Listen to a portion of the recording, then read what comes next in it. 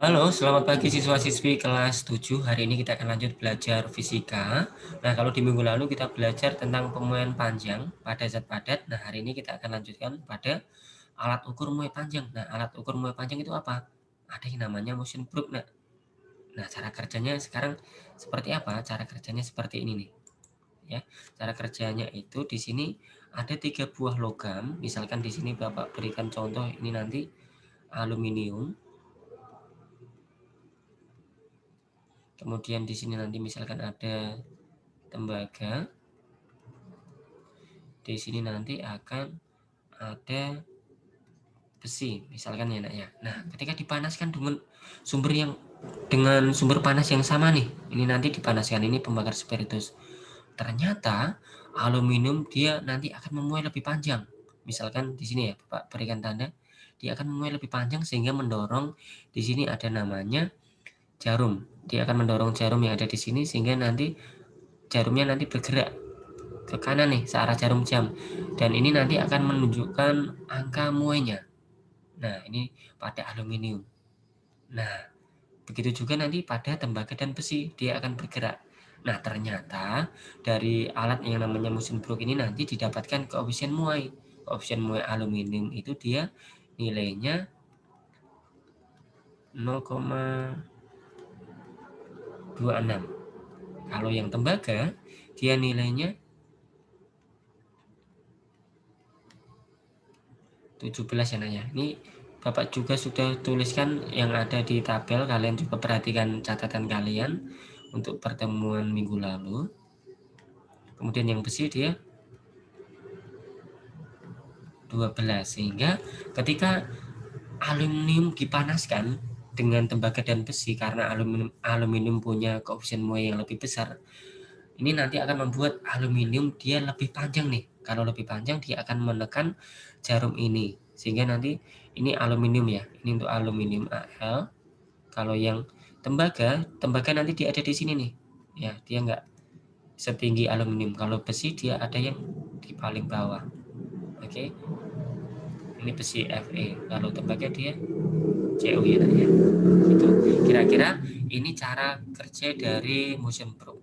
Oke, selanjutnya, nah, kalau minggu lalu kita belajar tentang pemuaian panjang, hari ini kita akan lanjutkan pada pemuaian luas dan pemuaian volume, karena pada pemuaian zat padat itu terbagi tiga nih, pada pemuaian panjang, pemuaian luas, dan pemuaian volume. Nah, ternyata rumusnya ini hampir sama. Nah, rumusnya dia hampir sama. Yang membedakan apa?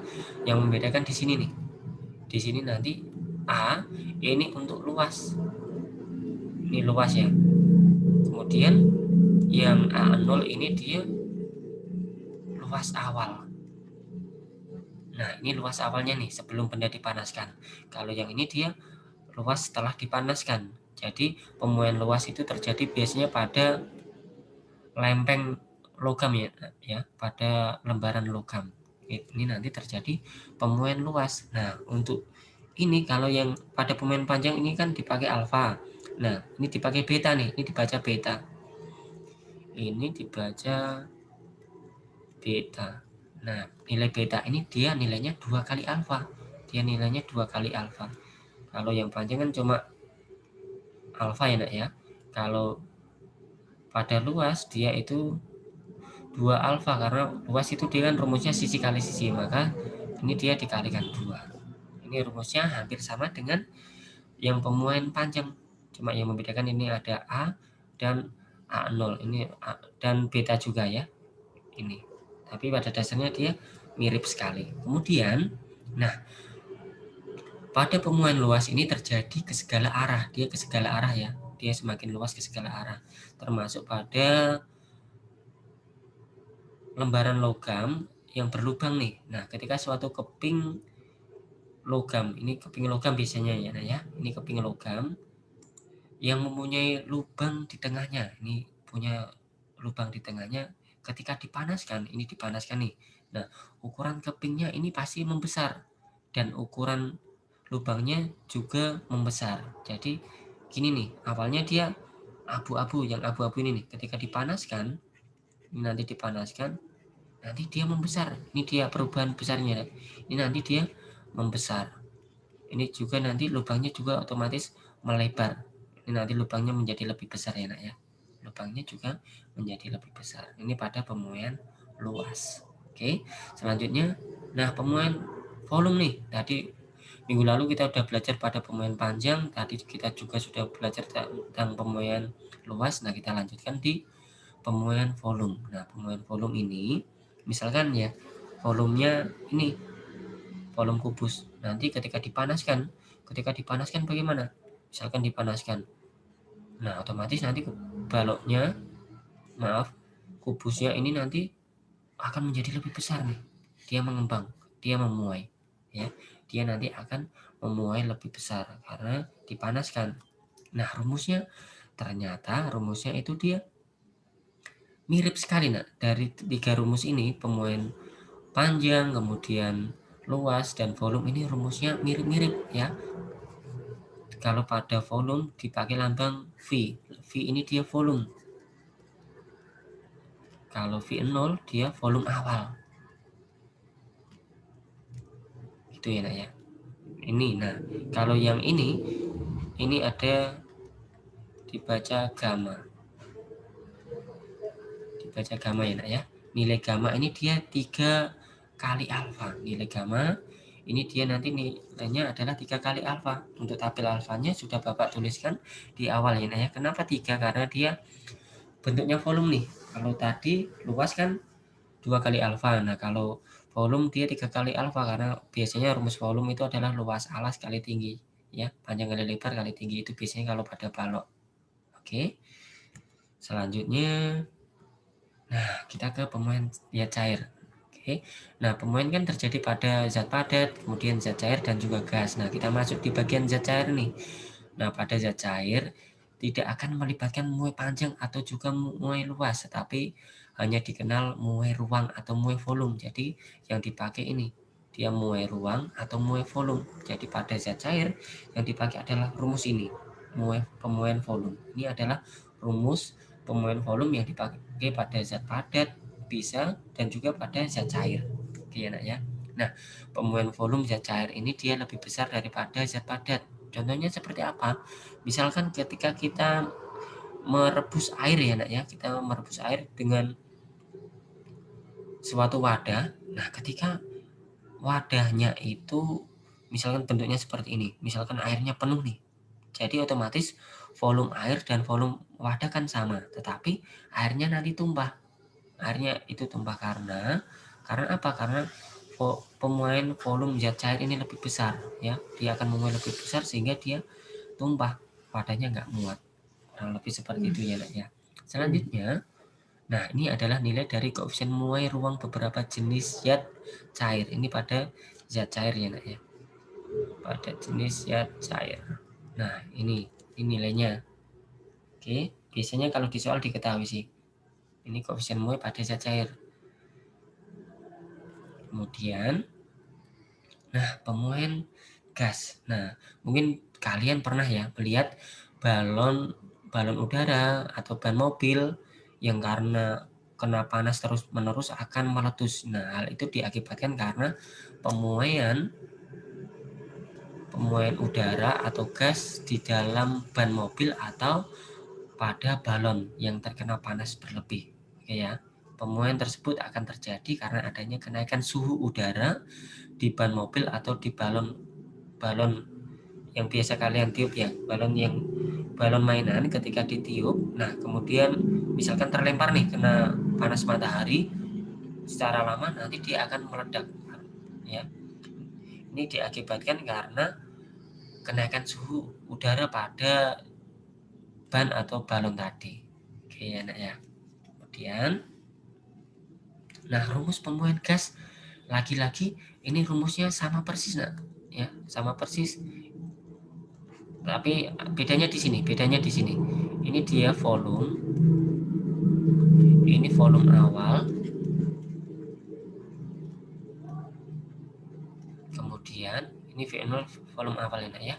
Kemudian kalau untuk koefisien muai gas itu dia 1/273. Ini ketetapannya ya. Ini 1/273. Oke, ini keterangannya sudah Bapak tuliskan di sini.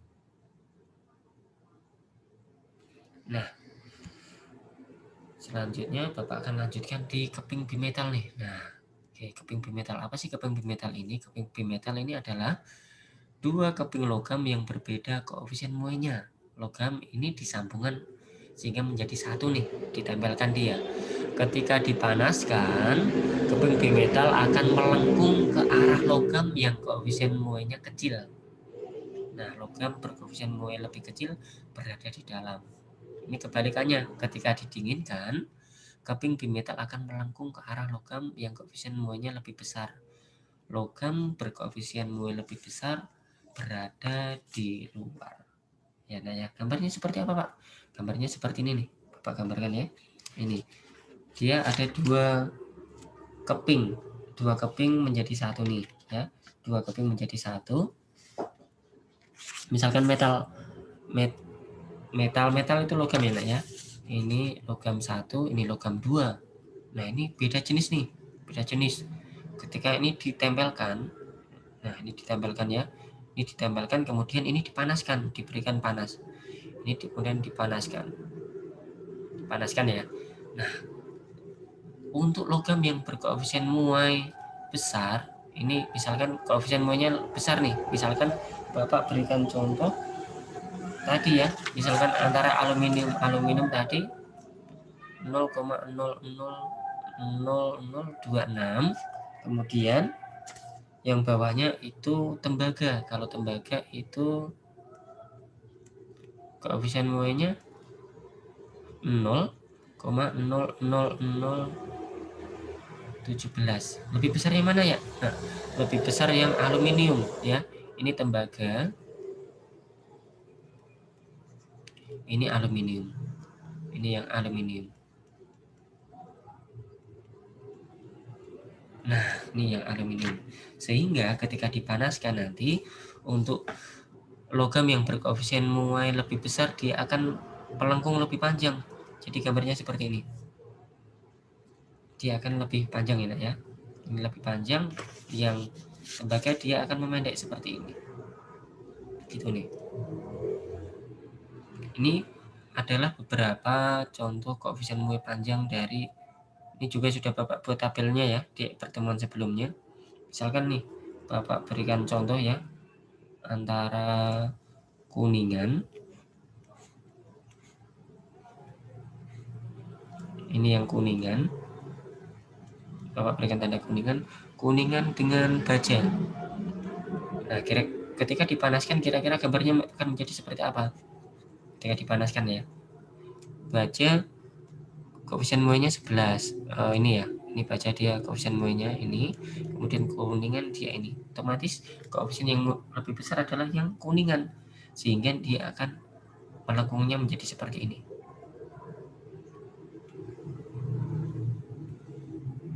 Nah, ini dia nanti akan lebih panjang yang kuningan ya, Nak ya. Ini kuningan karena dia punya koefisien muai lebih besar. Kalau yang ini dia yang tembaga. Oh maaf, ini yang baja. Gitu nih, ya. Sekarang misalkan satu contoh lagi. Misalkan Bapak berikan contoh, misalkan besi. Ini besi dengan besi ya, dengan tembaga. Besi dengan tembaga. Nah, ketika dipanaskan, ini nanti dipanaskan ya. Dipanaskan, ini juga nanti dipanaskan. Nah, kira-kira akan seperti apa? Mana yang punya koefisien lebih besar antara koefisien panjang antara besi dengan tembaga? Kita lihat di tabel, ternyata tembaga punya koefisien muai yang lebih besar, sehingga gambarnya nanti akan seperti ini. Tembaga dia punya koefisien muai lebih besar. Nah, gambarnya seperti ini nih. Ini yang tembaga, ini yang besi. Gitu ya, Nak ya. Oke, selanjutnya. Nah, pemanfaatan keping bimetal. Keping bimetal ini banyak manfaatnya. Nah, ini beberapa contoh pemanfaatan keping bimetal digunakan untuk termostat bimetal. Ini termostat bimetal ini biasanya pada setrika ya nak ya, pada alat pemanas. Pada alat pemanas dia ini nanti, ini prinsipnya seperti ini. Keping bimetal dimanfaatkan sebagai penghubung atau pemutus arus sebagai akibat dari gerakan keping bimetal ini digunakan pada benda, tiga benda yang Bapak beri centang ini ya nak ya. Nah, ketika misalkan Bapak bahas pada termostat bimetal pada setrika. Nah, ketika suhu tinggi, bimetal ini melengkung menjauhi kontak sehingga tidak terjadi arus. Arusnya berhenti. Selanjut atau ini awalnya kan suhunya tinggi, udah panas kan setrikanya. Kalau sudah panas, berarti ini nanti bimetalnya akan melengkung menjauhi kontak sehingga arusnya terputus nih. Nah, kemudian ketika suhu sudah dingin, udah mulai dingin nih, kemudian bimetalnya akan menyentuh kontak lagi sehingga arusnya kembali tersambung sehingga setrikanya kembali menjadi lebih panas. Begitu juga dengan seterusnya. Kayaknya nak ya. Ini digunakan pada setrika. Kemudian ini saklar thermal ini digunakan untuk mencegah bisa pada alat pencegah kebakaran ya. Kemudian ini lampu sen mobil, ini prinsipnya sama. Ini dia. Dimanfaatkan sebagai penghubung atau pemutus arus. Kalau termometer bimetal ini dia dalamnya ada pegas ya, pegas bimetal. Nah, ketika pegas bimetalnya itu mungkin pada suhu yang tinggi sehingga kan panas memuai. Nanti dia akan mendorong jarum yang ada di sini sehingga nanti akan menunjukkan berapa derajat suatu benda itu terbaca gitu ya nak ya. Selanjutnya Bapak akan bahas ada dua contoh soal nih. Bapak akan bahas dua contoh soal. Yang pertama, sebuah bejana aluminium itu berisi penuh air. Nah, berisi penuh air nih. Ini misalkan ya, ini gambar dua dimensinya. Ini berisi penuh air. Volumenya berapa? 2000 cm kubik. Nah, bejana ini kan ini air, luarnya dia aluminium. Ini aluminium itu sebagai wajan ya. Maaf, bukan wajan, tetapi tempat merebus air ini ya. Tempat merebus air ini ya, aluminium. Tempatnya untuk merebus air. Nah, sekarang cara kerjanya. Yang pertama ya. Yang pertama ini yang ditanyakan dulu nih. Berapakah air yang tumpah jika koefisien muai panjang aluminium 0, ini sekian dan koefisien muai ruang air sekian. Nah, jadi ini nanti dipanaskan ya. Nanti dipanaskan. Nah, ini nanti aluminiumnya memuai, kemudian airnya juga memuai. Ya, nanti kira-kira airnya tumpah atau enggak? Kalau tumpah berarti berapa banyaknya yang tumpah. Nah, kita langsung kerjakan nih di sini. Ya. Pakai rumus yang apa? Yang pertama kita aluminium dulu yang dihitung. Aluminium. Nah, rumusnya itu dia pakai yang ruang ini ya. V sama dengan V0 plus V0 kalikan, ingat ini bukan alfa atau beta, dia pakai gamma ya nak ya. Kemudian delta T, V0 nya berapa? 2000. Dalam bentuk apa? Sentimeter ya nak. Ini juga 2000. Sekarang gammanya berapa? Ini kan dia pada zat padat. Nah, pada zat padat ini gamma itu dia nilainya 3 kali alfa. Nilainya 3 kali alfa. Alfanya berapa? Alfanya dia 0,000025 ya. Ini Bapak satuannya nggak tuliskan ya nak ya. Nah, sehingga kalau 3 alfa berarti dia nilainya menjadi kalikan 3 nih. Ini 75. Ini adalah koefisien muai yang gamma sudah dikalikan 3 per derajat Celcius. Oke, jadi ini nanti nilainya adalah 0,0000. Oke, kalikan delta T. Sekarang delta T-nya berapa? Delta T-nya di sini ya. Dia T2 kurangi T1. T2-nya berapa? T2-nya 70 kurangi 20. Hasilnya adalah 50 derajat Celcius. Berarti ini kalikan 50 derajat Celcius ya nak ya. Sehingga nilainya adalah 2000, atau Bapak langsung tuliskan hasilnya ini ya. Hasilnya ini adalah 2007,5 cm kubik. Nah, ini ternyata muai aluminiumnya menjadi sekian nih. Dari awalnya 2000 ya. Sekarang kita pindah ke sini, ke air. Nah, pemuaian zat cair ini ke air. Nah, airnya juga memuai. Rumusnya sama persis ya, Nak ya. Cuma ini plus, V0, ini gamma, kalikan ini dia delta T. Sekarang volumenya berapa? Sama, 2000. Kemudian ini juga sama nih. Nah, sekarang ini adalah yang sekarang di sini kita nggak pakai yang ini lagi. Kenapa? Karena di sini untuk air dia koefisien muai ruangnya dia 0,00044 ya, Nak ya. 44 ini udah diketahui. Kita nggak pakai ini lagi karena ini untuk yang logam, ini yang untuk yang air. Jadi dia berbeda. Dikalikan 0,0. Nah, delta T-nya dia sama nih. Delta T-nya dia 50. Ini kan suhunya sama. Nah, hasilnya dia Bapak langsung tuliskan adalah 2044 cm kubik. Nah, ternyata air ini dia memuainya lebih besar nih. Kalau aluminium dia 2007,5 cm kubik. Kalau air dia 2044 cm kubik, lebih besar airnya, Nak ya. Sehingga pasti airnya nanti tumpah karena wadahnya nggak muat. Nah, kita cari nih.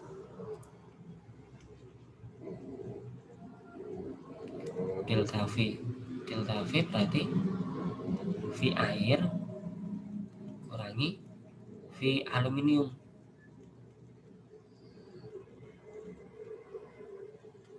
V aluminium ya. VR-nya berapa? Berarti dia 2044 kurangi 2000.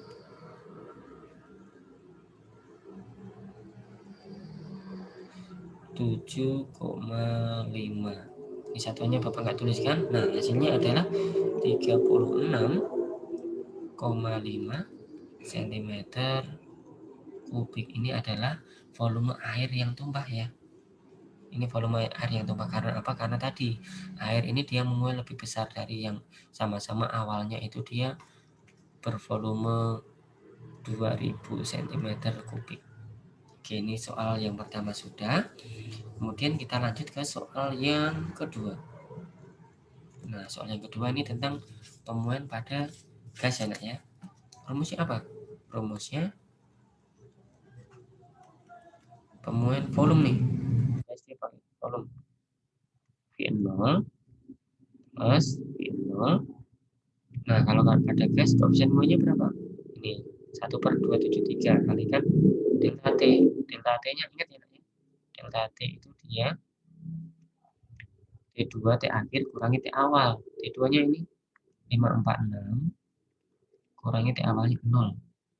Berarti 546 derajat Celcius tetap loh. Nah, volume awalnya berapa nih? Volume awalnya 12. Ini tetap 12 ya. Ini 1/273. Ini 546 delta T ya. Kemudian ini dia 12, ini hasilnya adalah 24 ya. 24. Kemudian nah, totalnya berapa? 36 meter kubik. Nah, ini jawabannya nih. Volume gas pada suhu 546 derajat Celcius adalah 36 meter kubik. Nah, kira-kira ini yang dapat Bapak berikan pada pembelajaran hari ini. Kira-kira cukup sekian. Terima kasih. Tetap semangat belajar. Stay fit, stay healthy, and God bless you.